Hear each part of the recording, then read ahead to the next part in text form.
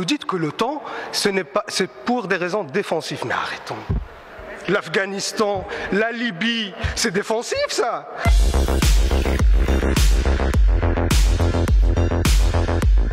Madame la ministre, je suis inquiet. Je suis vraiment inquiet par rapport aux tensions et le risque de guerre qui existe aujourd'hui en Europe orientale et les affrontements entre la Russie et l'OTAN. Et j'aimerais juste rappeler que ces tensions ne datent pas d'aujourd'hui, ils ne datent pas d'il y a quelques mois, mais ils remontent à une trentaine d'années, où il y avait un engagement de certains pays de l'OTAN avec la Russie de ne pas étendre la sphère d'influence de l'OTAN vers l'est de l'Europe. Et cet engagement a été rompu.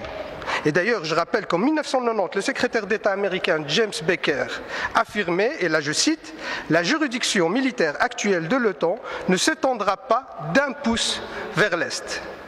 Alors, non seulement l'OTAN s'est étendue sur la plupart des pays de l'Europe orientale, les pays du pacte de Varsovie, mais également les pays baltes qui sont aux portes de la Russie.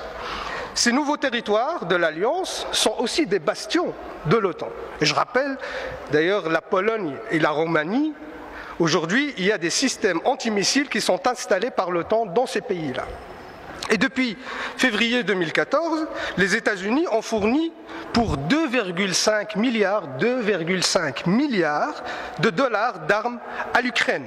En juin 2021, des exercices militaires en mer Noire ont eu lieu avec une trentaine de pays, dont des membres de l'OTAN et des alliés des États-Unis, comme les Émirats arabes unis.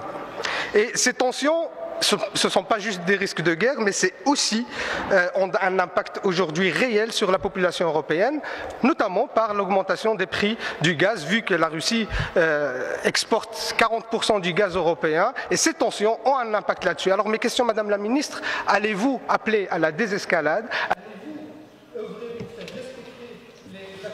L'OTAN, je le rappelle, est une alliance défensive. Madame la Ministre, Robert Gates, ancien directeur adjoint de la CIA, je cite, « À une époque de grande humiliation et de la difficulté pour la Russie, continuer l'expansion vers l'est de l'OTAN alors que l'on a amené Gorbatchev et d'autres à croire que ça n'arriverait pas, en tout cas à court terme, a probablement aggravé la relation entre les USA et la Russie et rendu beaucoup plus difficile de faire des affaires de façon constructive. » Madame la Ministre, je suis vraiment surpris par votre réponse. Les Américains même reconnaissent leurs responsabilités dans les tensions actuelles, et vous refusez de le voir. Vous nous dites que l'OTAN, c'est pour des raisons défensives. Mais arrêtons.